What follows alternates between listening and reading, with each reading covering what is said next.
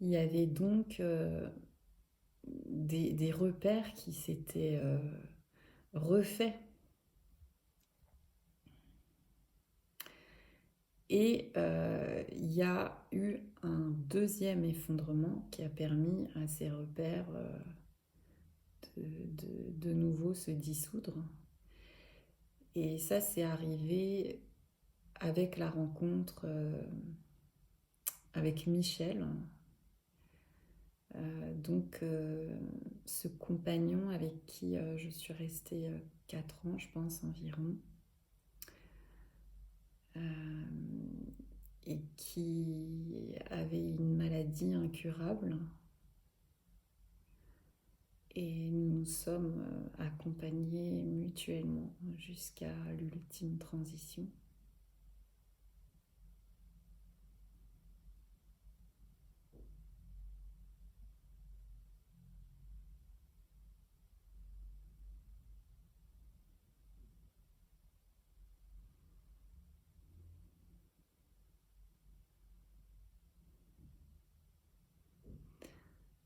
Et on peut dire que l'ensemble de cette histoire, parce que la maladie, c'était que la pointe de l'iceberg, euh, mais l'ensemble de cette histoire a permis un second effondrement. Où là, le fait de se dire je suis mon âme, ça fonctionnait plus. Et de toute façon, même quand je dis ça fonctionnait, il y avait encore cette quête, le fait de vouloir saisir.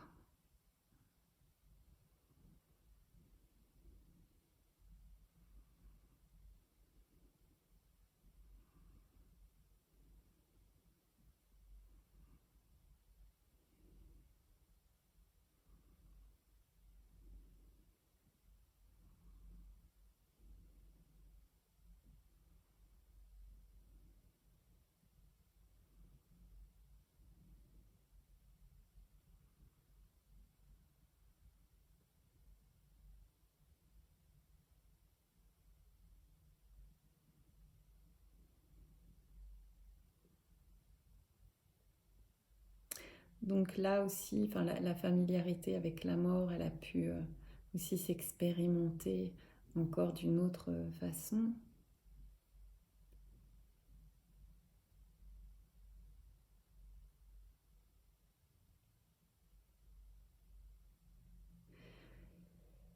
Et je dirais que c'est cette éphémérité nous ramène à notre éternité. De même que cette apparente identification, ce plongeon dans cette apparente identification nous ramène à notre unité originelle.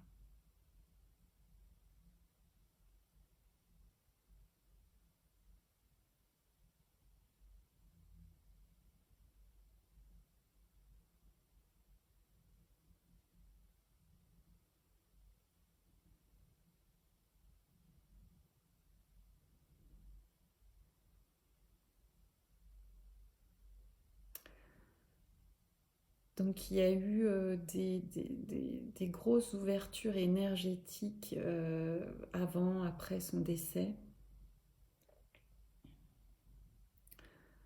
Donc encore euh, plus révéler cette ouverture, comme si elle pouvait encore plus se déployer. Donc, concrètement, ça pouvait se manifester par déjà le rapport à la nature qui avait été là dès le départ. Il s'est tout au long de cette existence et là, à ce moment-là, et encore maintenant, enfin, intensifié. La connexion aux éléments est devenue plus directe, plus fine, plus intense.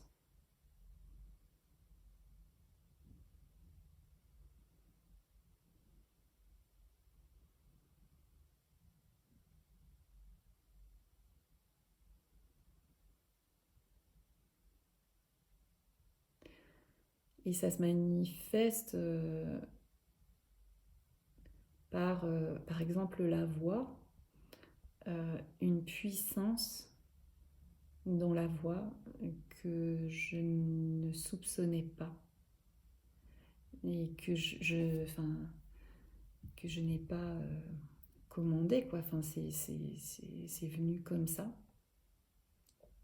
Donc, j'allais dans la nature et cette voix sortait du tréfonds de l'être sous forme de chant, de cris, de mots,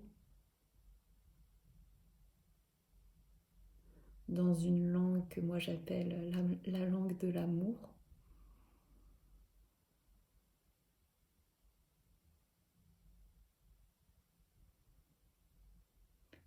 Donc il y a une vibration euh, qui réharmonise et réénergétise naturellement le corps, qui s'accompagne de mouvements spontanés, d'une danse intuitive. Euh,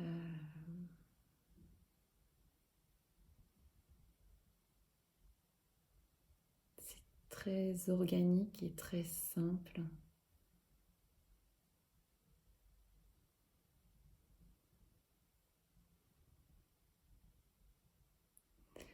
Il y a aussi eu cette connexion à Marie euh, est devenue plus,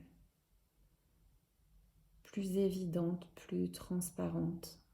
Ça non plus, je ne l'avais pas anticipé. Euh,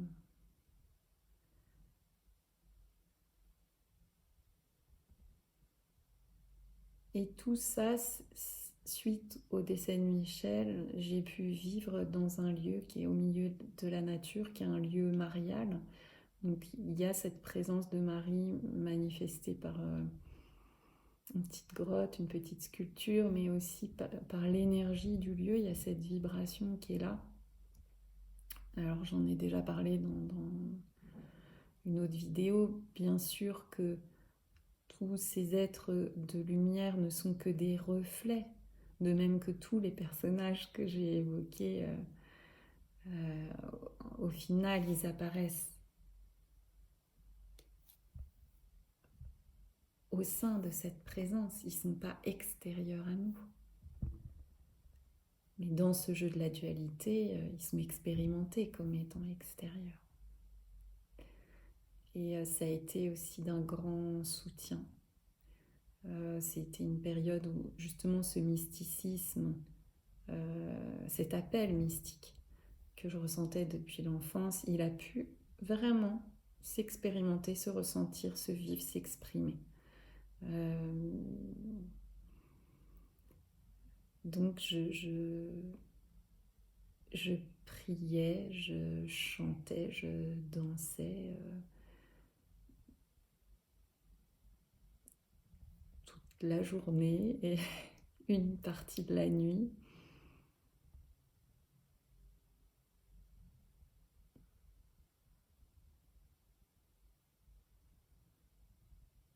Je riais, je pleurais. Et aussi, cette connexion a été diffusée aussi dans mon environnement, dans mon entourage.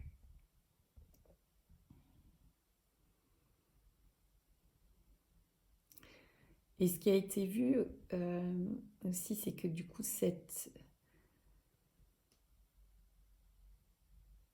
attirance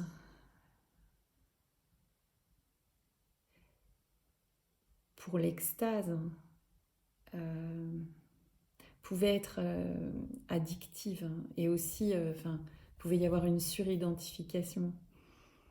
Donc ça a été vu aussi. Que ben, c'est un peu comme les montagnes russes, quoi. Il y a un décollage, mais il y a aussi un atterrissage. Donc là encore, il y avait toujours cette question de qu'est-ce qui sous-tend tout ça, quoi. Cette recherche de vouloir comprendre.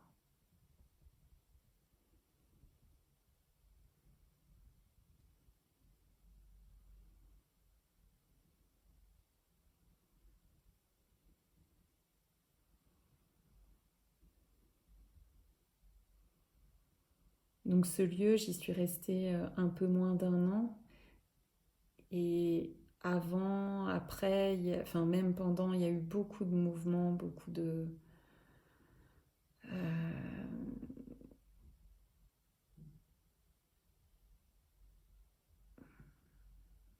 nomadisme.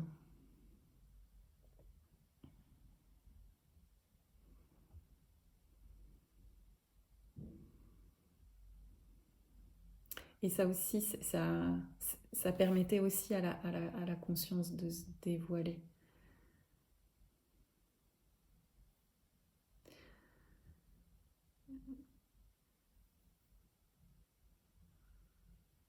Après, je suis allée vivre chez un ami pendant quelques mois.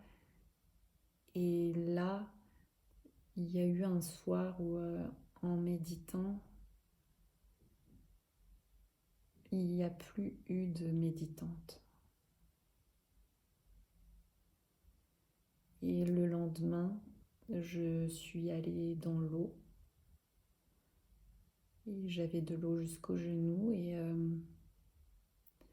là encore, il n'y a plus eu que l'espace.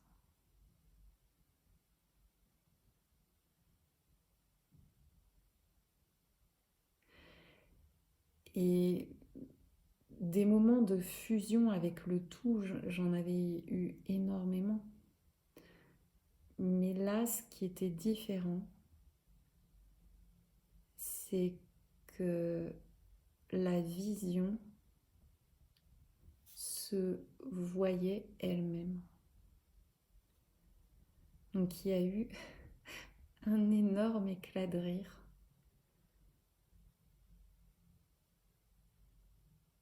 Et la réalisation qu'en fait, il n'y avait jamais eu personne.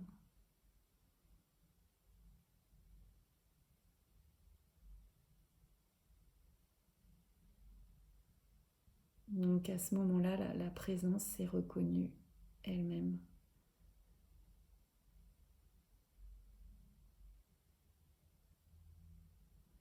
Il y a eu... euh, c'était un moment où il y avait beaucoup d'éclats de rire, quoi. Je me réveillais la nuit, je riais, quoi. Et en même temps, la recherche a continué parce que là, aujourd'hui, je mets ces mots-là, mais à l'époque, je ne sais pas comment j'aurais pu vraiment l'exprimer. Il y avait quand même une volonté encore de comprendre, de saisir, quoi. Enfin, de pouvoir dire, bon, c'est ça, allez, hop, on le met dans une boîte. Et justement, aujourd'hui, voilà, ces mots, ils s'expriment comme ça.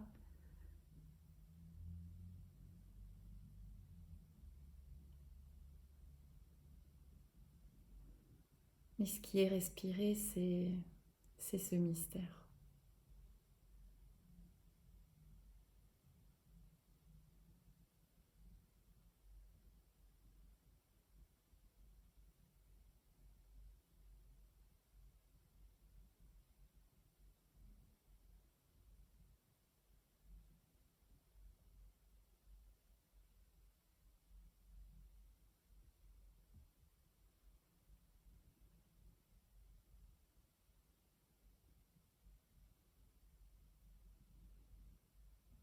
Ce mystère amoureux.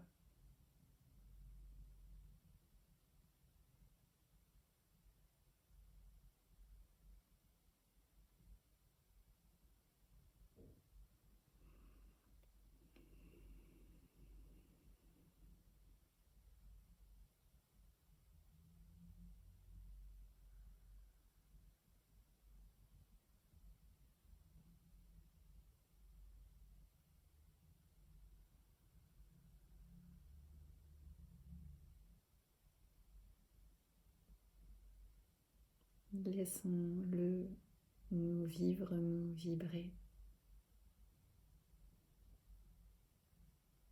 se vivre, se vibrer.